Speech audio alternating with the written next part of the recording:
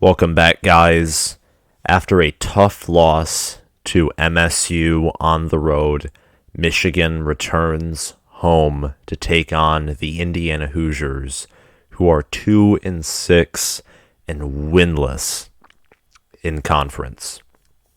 Today I am going to preview this game, and after comparing each position team by team, I will give my prediction on this game at the end. If you are new to this channel, give a like and a subscribe, hit the notification bell, and comment your thoughts down below. Join this awesome community.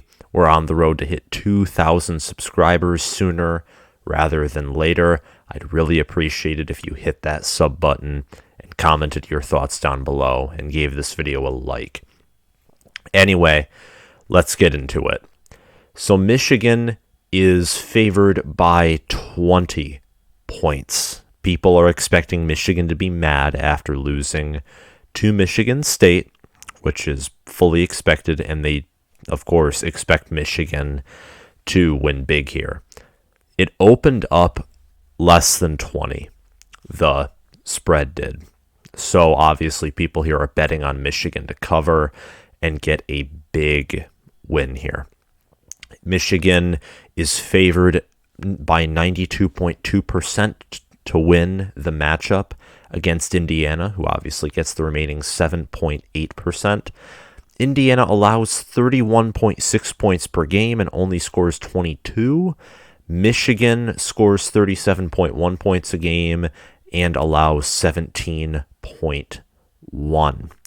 Michigan also gains 460 yards about per game, while Indiana gains only 330. Indiana allows 380 yards. Michigan only allows 311, in fact. So obviously Michigan being the big favorite here and leading in every category for the most part. So that's just kind of a brief breakdown by team. Michigan has also won 4 games in conference, only lost 1 compared to Indiana not winning any. And this is by far, more than likely, looking at it, probably Michigan's worst opponent in conference play that they have faced yet. So now we are going to compare both teams position by position, starting, of course, at the QB position. So Cade McNamara, who had a pretty good game against Michigan State, actually, is, as expected, the leader for Michigan in passing yards. He's the starting QB. And JJ's performance against MSU, while he did do well in some aspects, it did show as to why Cade is the starter, notably the 2 fumbles. Cade McNamara has passed for 1,498 yards. He completes 63.2% of his passes, averages 7.9 yards per pass, has 7 touchdowns and 2 picks, and he's only been sacked twice. He has a 139.4 passer rating. You compare this to Donovan McCulley, who I am presuming is going to be Indiana's starter, as Michael Penix and Jack Tuttle are still listed as out.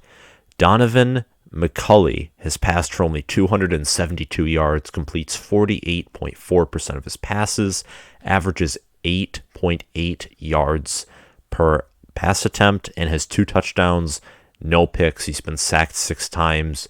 He has the best passer rating on Indiana's, out of all Indiana QBs, 143.4. And he is a freshman who is actually from Indiana, and I think he has been shown other times, and I think they tried to get him running the football a few times against multiple different teams as well. Maybe I'm thinking of the wrong guy. So at this position, Indiana, again, with their 3rd string QB, this is what sucks if you're an Indiana fan. Michael Penix did not live up to the hype. We all know that Jack Tuttle, while he can be solid, if he doesn't have a good supporting cast, he kind of gives games away for you. You on your 3rd string QB just sucks. It's horrible.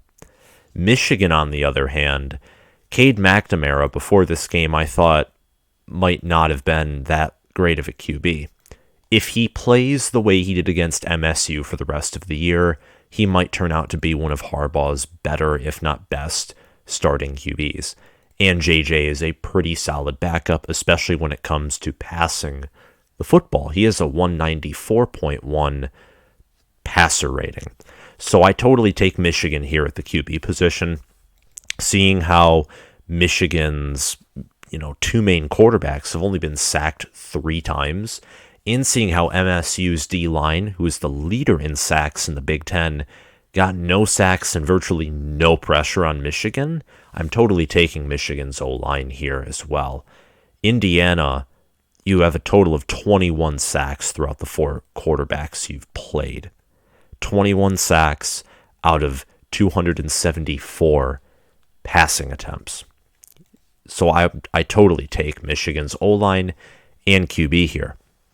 Running the football, you have Blake Corum for Michigan, who has 774 rushing yards, 6 yards a carry, and 10 touchdowns.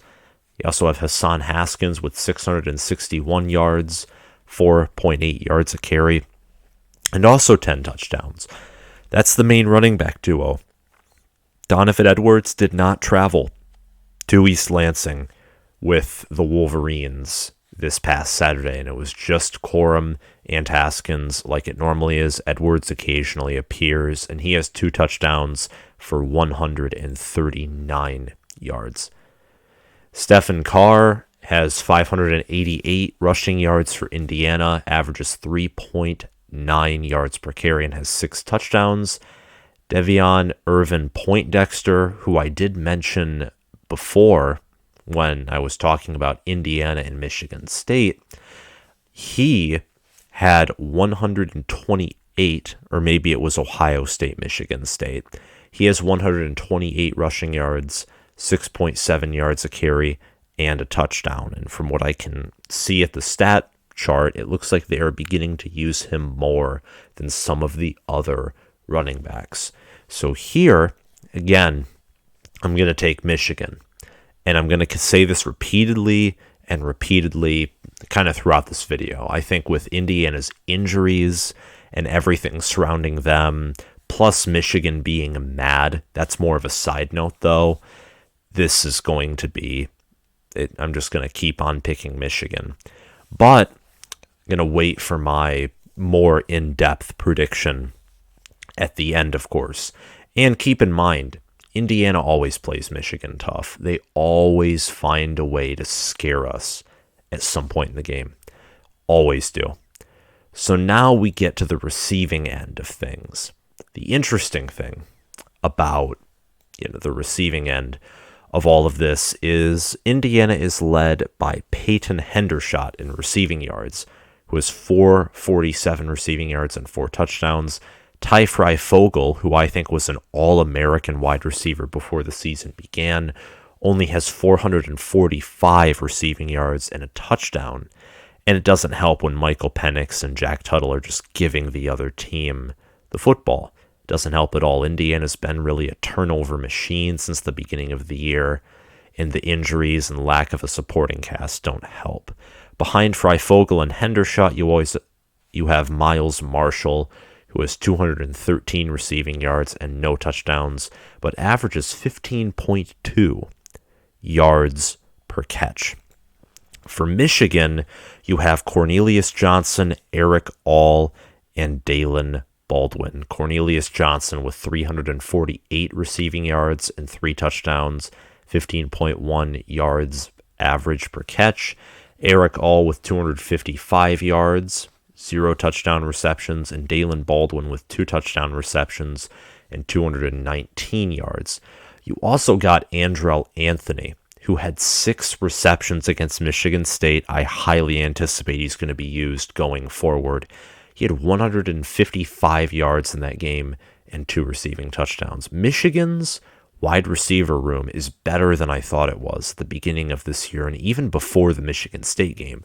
If you would have told me that we had a freshman wide receiver have that many receiving yards before the Michigan Michigan State began, along with Cade having the passing game he did, again, I would have said that I would have proclaimed this to be a Michigan victory. It's still how shocking that loss is, and I'm sorry if you have to hear me bring it up, but I'm going to be awestruck with this until the Indiana game, because I'm always focused on the performance, of the most recent game we played, and also am focused on the upcoming game. And same thing with me. If you would have told me that Ty Fogel would only have like 450 yards basically 6 games in, I would have asked you, what's Indiana's record? It can't be anything good, because he was an important piece, and I thought he was going to do really good this year. Same thing with Michael Penix. So it's interesting how these two teams, shape up to match. I actually thought that Indiana here would come in to Michigan Stadium looking like the better team. I honestly thought that. And as a Michigan fan, by the way, and here it is not the case. Again, I would totally take Cornelius Johnson, Eric All, Dalen Baldwin, Mike Sanistril, Andrell Anthony, and Roman Wilson over Peyton Hendershot, Ty Fogel, Miles Marshall, and DJ Matthews. And Stephen Carr doesn't even have 100 yards, and he's their fifth leading receiver. That's how few receiving yards they have. It's even less than Michigan's. So I would take Michigan all the way on offense. All the way. Now we get to the defense. And the defense here, Indiana against Michigan State, and they looked good on defense. They had other games where they looked feasible on defense. Penn State was one of them. But from what I have understood, the injuries have begun to really pile up, and that Ohio State game took its toll.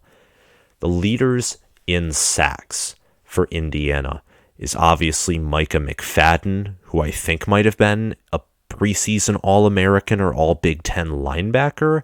You also have Ryder Anderson. McFadden has 5.5 sacks. Anderson is 3.5. McFadden's a linebacker. Anderson's a defensive lineman. McFadden also has 2 passes defended, a forced fumble, and a fumble recovery, and he is a stud. He's an absolute stud on that team. He is. You have 4 Indiana players, all defensive backs, who have had 1 interception. Josh Sanguinetti, Noah Pierre, Marcelino McCray-Ball, and Raheem Lane II all have 1 pick and at least 1 pass defended. Sanguinetti has 3 passes defended, and I believe leads the team. No, correction, is second in the team in passes defended. Jalen Williams, another defensive back, has 6 passes defended. So Indiana here, they have showcased that they have potential against, I'd say, average to above average offenses. They can do pretty well and sometimes shock you, regardless of who you are. But for example, against the Ohio States, they're virtually helpless. Now, Michigan's not an Ohio State, but I will say that I think Michigan has a better offense than Penn State. Michigan's going to be more frustrated than Penn State is. They're not going to be overlooking Indiana, I don't believe. They're going to be mad after that loss, because that loss, whether it's the fumble, whatever, loss was bad. So Indiana's defense better come prepared and ready and giving it their 100% if they want it to be a game by the time it's the 3rd or 4th quarter.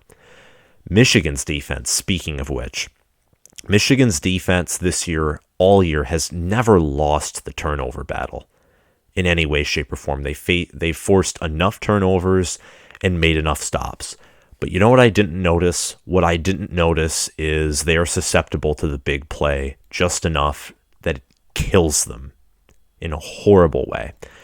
So, Michigan's leaders in sacks is David Ojabo with 7 and Aiden Hutchinson with 6. Ojabo is having an amazing year. I mean, him and Hutchinson made so many O-lines look like like wet paper mache. It is absolutely amazing what these guys can do to offensive lines. Ojabo also has 3 forced fumbles along with his 7 sacks and 3 passes defended. He's a linebacker. Aiden Hutchinson is an edge rusher, 6 sacks, 2 passes defended, a forced fumble, and a fumble recovery.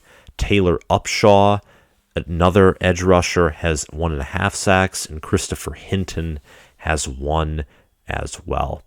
And your leader in picks is Daxton Hill with 2. He also has 6 passes defended and half a sack.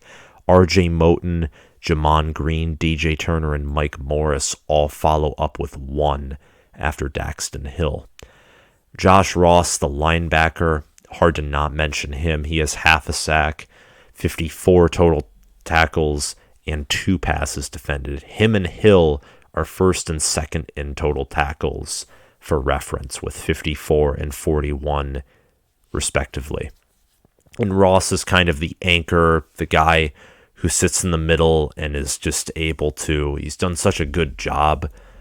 And sure, again, we did not have a good game against MSU. The front 7 did not necessarily do its job against Walker, but he's been pretty solid all year round. He's not a Micah McFadden stud kind of guy, but with Aiden Hutchinson and Ojabo and Hill, this is the advantage of having so much talent, is you don't need blue chip guys at every position. I mean, you do if you want to win national titles every other year and stuff like that, but Michigan's done very well outside of the state game on defense. So with that, I'm going to give the defense, the defensive line, even the linebacker position, and the secondary, I'm going to give it all to Michigan. So you may be thinking, like, what's the point in making this prediction video? And the point is to preview things. Like I just listed all the stats, previewed each position, leaders in respected categories. I'm doing this because I enjoy it. And I'm also doing this because I think there's a purpose to talk about stats while also mixing in my opinions on the team's performances in those respective categories. Because it gives a nice preview and almost explanation of the prediction before the prediction even happens. So now getting into my prediction. This game, there will be moments where Michigan fans will be panicking. I guarantee you, because it's Indiana and it's Tom Allen. It's like Ohio State fans. I mean, Indiana kind of effortlessly scored on their first drive against Ohio State. Like a few tricks up their sleeve, they were back, the crowd was in, and Ohio State fans were probably thinking, this might be a game. And in the end, it wasn't. And that's what this game is going to be. It is going to be a blowout at the end. Michigan might struggle in the first half. Maybe they'll somehow struggle in the second half. But at the end, Michigan will take care of business. And if I had to guess it or not, the score is more likely to be 49-10 than it is 27-21, if you get the gist. So Michigan will win big. And it may not be pretty at first, which, again, I prefer pretty wins over ugly blowouts, just because pretty wins, it just ensures that your team, they might not be the fastest or they might not be their best selves, but they still know how to play clean football. And I just think Michigan wins big here. Indiana, it sucks. If you're an IU fan, I feel bad for you because I still think your coach is good, but with all those injuries you've taken, and I don't even know, this team has just completely collapsed. So Michigan will get their 8th win of the season. Indiana will officially have a permanent losing record for this year after this game. That's all I have to say in this video.